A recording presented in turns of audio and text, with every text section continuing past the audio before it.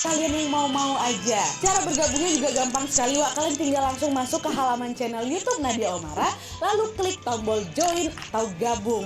Dan kalau sudah, kalian tinggal langsung melakukan pembayaran melalui dompet digital yang kalian punya. Udah, selesai. Selamat bergabung dan selamat menikmati konten eksklusif dari kami di YouTube Membership Nadia Omara. Kita tunggu kalian di room members only ya.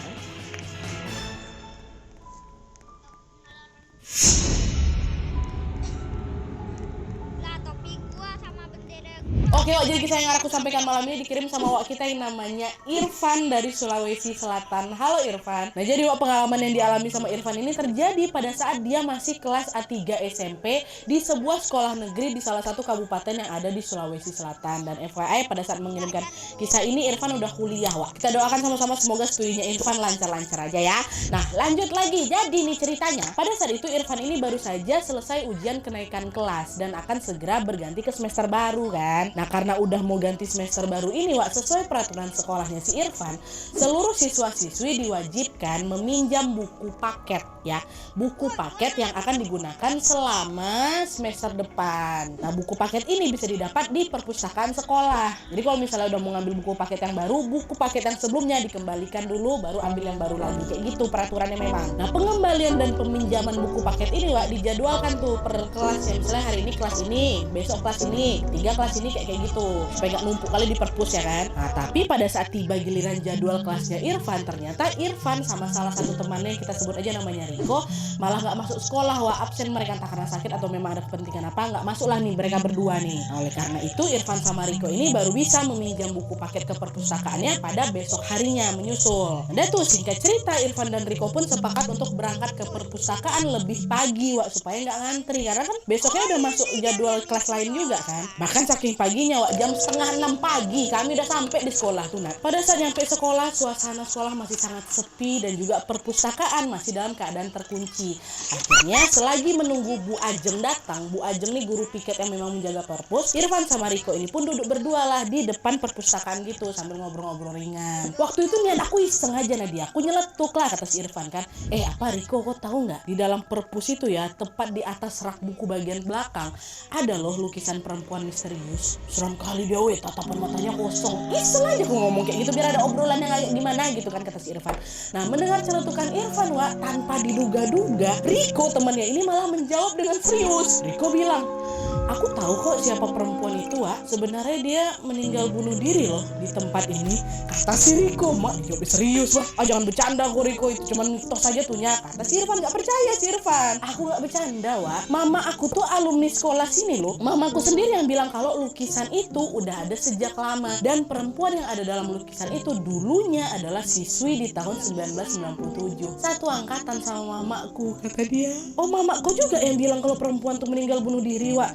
Kalau emang kayak gitu, terus kenapa ya nggak pernah ada yang bahas soal itu di sekolah, kata si Irfan. Aku juga nggak tahu, tapi katanya dulu pernah ada, Wak, siswa yang nyebarin cerita tentang perempuan ini di Facebook. Nah, tiba-tiba, Wak, malam dia meninggal loh, kecelakaan. Mungkin gara itu juga orang-orang jadi takut dan milih diam aja, kata si Riko. Irfan dan Riko pun terus membahas kisah tentang si perempuan dalam lukisan itu di depan perpus ini, Wak. Saking fokusnya mereka ngobrol sampai-sampai mereka nggak sadar kalau Bu Ajeng, si penjaga perpus ini, udah datang. Dengan ramah, Bu Ajeng menyapa mereka. Loh, kalian sejak kapan di sini? Bukannya kelas baru mulai jam 7.15, kata Bu Ajeng kan. Nah, Riko sama Irfan kaget dengan kedatangannya Bu Ajeng, Wak. Refleks mereka jawab, Bu Ajeng, iya nih Bu, kami sengaja berangkat lebih pagi soalnya mau minjam buku paket yang baru, kemarin kami nggak masuk. Oh alah, sebentar, Ibu buka dulu perpustakaannya ya, kata Bu Ajeng. Bu Ajeng pun segera mengeluarkan kunci dari dalam tasnya, dan setelah pintu terbuka, Bu Ajeng pun menyuruh Irfan dan Riko untuk masuk ke dalam. Masuk, kata dia. Nah, sesampai di dalam perpustakaan, Irfan dan Riko pun langsung bergegas mengambil buku-buku paket yang memang mereka butuhkan itu. Dan bersamaan dengan itu juga, Wak, Bu Ajeng tiba-tiba ngomong kayak gini, aduh, jarang loh ibu lihat ada siswa datang ke sekolah jam segini. Rajin ya kalian, kata Bu Ajeng. Irfan jawab, iya Bu, kalau datang jam 7 takutnya nanti ngantri. Oh gitu.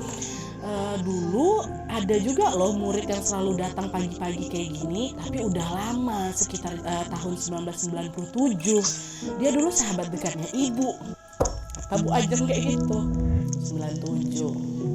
cewek si suara anjir. Oke, diam dulu aku tuh Nat. Walaupun sebenarnya di saat Irfan mendengar kata-kata itu, Irfan udah agak ngerasa aneh Wak. Kenapa? Gak salah soal yang 1997 itu ya. Dari awal aja nih Wak ya, Irfan dia udah tahu Bu Ajeng ini adalah tipikal guru yang cuek, pendiam. Baru kali ini Nadia aku tengok Bu Ajeng nih tiba-tiba mau bercerita, tiba-tiba mau menyapa kami. Dia nih cuek Nat. Kok tuh ibunya ada cerita ya. Oke lah gitu. Dan untuk menghargai cerita Bu Ajeng, Irfan jawab, yang perempuan tadi itu sahabatnya Bu Ajeng ya. Terus sekarang dia di mana Bu? Kata si Irfan, yang temannya Bu Ajeng yang suka datang pagi-pagi yang dia bilang tadi tuh. Bu Ajeng jawab, dia udah tamat sebenarnya, tapi dia ada di sini kok. Kata Bu Ajeng. Oke. Jawaban Bu Ajeng itu tiba-tiba langsung bikin bulu kudu aku Nadia zrut aja langsung pada pagi-pagi loh itu. Pas dia bilang dia ada di sini kok, wah langsung beriring pada badan kata si Irfan. Entah kenapa perasaan aku tuh udah mulai nggak enak tuh Nat kan. Irfan pun langsunglah buru-buru mengambil semua buku paket yang dia butuhkan supaya dia bisa segera pergi keluar dari perpus ini Wak. Tapi pas dicek lagi ternyata masih ada tuh satu buku paket aku yang kurang, dan buku paket itu berada di rak paling belakang, tidak jauh dari lukisan si perempuan misterius itu. Alah, kurang satu pula ada di belakang nih. Nah, cepat aja lah aku ambil katanya. Nah, pada saat Irfan sedang mengambil buku di rak belakang ini Wak, Riko kawannya tadi itu kan berdua mereka kan, tiba-tiba datang ngampirin si Irfan. Riko nunjuklah ke lukisan si perempuan itu sambil bilang, Fan, tengok Fan, itu loh lukisan tuh, seram kan, kata si Riko. Alah, si anak nih udah tahu aku lagi merinding sebadan-badan. Belum sempat Irfan menjawab apa-apa Wak, seketika mereka dikejutkan dengan kemunculan Bu Ajeng yang tiba-tiba sudah berdiri di samping mereka. Bu, kalian ngomongin lukisan ya? Emang kalian tahu dia itu siapa? Kata Bu Ajeng tiba-tiba gitu Wak. Mendengar pertanyaan Bu Ajeng dengan kikuk, Riko temannya si Irfan bilang, Bu, enggak, saya nggak tahu tuh perempuan itu siapa. Tapi mama saya sempat pernah cerita Bu, katanya perempuan itu dulu teman satu angkatan sama mama saya. Kata Riko kan memang itu. Ya Riko bilang sama si Irfan juga kan Wak. Nah waktu dengar Riko ngomong kayak gitu, Bu Ajeng sempat terdiam bentar. Terus tiba-tiba Bu Ajeng tersenyum, dia bilang gini, oh iya, mama kamu Dahlia ya? Loh kok Bu Ajeng bisa tahu mama saya? Kata Riko. Bu Ajeng kan satu angkatan sama mama kamu. Terus mama kamu tahu apa lagi tentang ibu? Katanya, ya Allah, kalian gak sih Wak? Gak kan? Kok Bu Ajeng nanyanya apalagi yang mama kamu tahu tentang ibu? Kan tadi mereka bahas perempuan yang ada di lukisan kan Wak? Bukan lagi bahas Bu Ajeng nih. Di momen itulah Nadia, aku sama Irfan, aku sama Riko udah lah itu deg-degan, udah gak keru-keruan lagi kami. Irfan pun langsung refleks menarik tangannya Riko buat ngajak dia keluar. Tapi Wak, belum sempat mereka kabur dari perpus ini, tiba-tiba secara mengejutkan Bu Ajeng ini ngomong lagi. Kenapa kalian jadi takut gitu sih? Padahal tadi kalian serius sekali ngomongin ibu di luar. Coba itu lihat dulu ke atas. Ibu dulu waktu masih muda, cantik nggak? Katanya ucapan Bu Ajeng itu Nadia terdengar macam kami tuh kayak langsung dihipnotis. Entah kenapa di saat yang bersamaan kan harusnya kami kabur aja kan, ini nggak tahu kenapa di waktu yang bersamaan tubuh aku sama Riko ini Wak mendadak kaku, nggak bisa digerakkan. Dan anehnya di luar kontrol kami, secara tidak sadar Irfan sama si Riko ini Wak betulan ngedongak kepala yang menatap lukisan perempuan yang lagi dipajang tua sesuai dengan arahannya Bu Ajeng ini. Dan setelah mereka menatap lukisan itu Wak, secara mengejutkan kedua mata perempuan dalam lukisan itu tampak sedang menatap marah dan dingin ke arahnya Riko dan Irfan. Apa nggak langsung bergetar ketakutan kami tuh Nadia? Kami nengok loh, nggak bisa bergerak dari badan nih. Dan di tengah perasaan yang makin nggak karu-karuan itu, tiba-tiba lagi Bu Ajeng nih bilang, coba bandingkan dengan ibu sekarang, masih cantik gak? Kepala mereka kan masih nengok atas ini kan Wak. Sama seperti kejadian sebelumnya, di momen itu lagi-lagi Irfan sama Riko tuh macam terhipnotis, hilang kontrol badannya, hilang kontrol gerak badannya Wak. Secara tidak sadar lagi-lagi kepala Irfan sama Riko ini seolah dipaksa nengoklah ke arah Bu Ajeng lagi. Dan ketika mereka menoleh, disitulah jantung Irfan sama Riko yang tercopot. Nah, karena perempuan yang berdiri di samping mereka itu ternyata bukan Bu Ajeng Wak, melainkan seorang perempuan dengan seragam putih biru, seragam SMP yang tampaknya usang kali. Dan yang membuat mereka ketakutan adalah wajah perempuan itu Wak. Bayangkan sama kalian ya, wajah perempuan itu hancur, lehernya itu macam terpatah maksimal, hidung sama mata ya terus-terusan mengeluarkan darah segar kayak gitu deh. Astagfirullahaladzim, Allah, itu aku udah nggak bisa bersuara lagi, nggak bisa lagi teriak. Nadia pingsan kami langsung. Pingsan di tempat Irfan sama Riko. Bayangkan sama kalian, susah pala aku dah.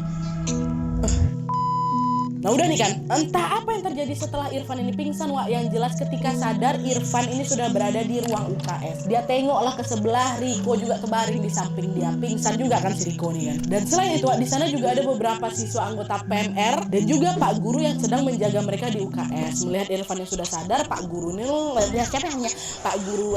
Pak Guru ini pun langsung bilang, alhamdulillah udah bangun. Kok kenapa nak? Ada apa sebenarnya? Kata si bapak ini. Irfan pun mencoba lah itu kan mengumpulkan kesadarannya dulu dan menjawab, Pak, bentar dulu, emangnya saya kenapa Pak ya? Saya pingsan ya, katanya. Tadi Bu Ajeng nemuin kamu sama Riko di perpustakaan. Kalian kok bisa masuk ke sana padahal perpus masih dikunci? Dan waktu Bu Ajeng datang, Bu Ajeng ternyata udah ngeliat kalian lagi nyobek-nyobekin buku paket. Terus kalian teriak-teriak gak jelas. Tadi sebelum pingsan itu kalian kesurupan, kata Pak Guru. Mereka bisa masuk ke sana, pintu tuh kunci, masuk dari mana? Gunanya aku gak paham. Apa gak kaget bukan main si Irfan setelah dengar kesaksian Pak Guru tuh.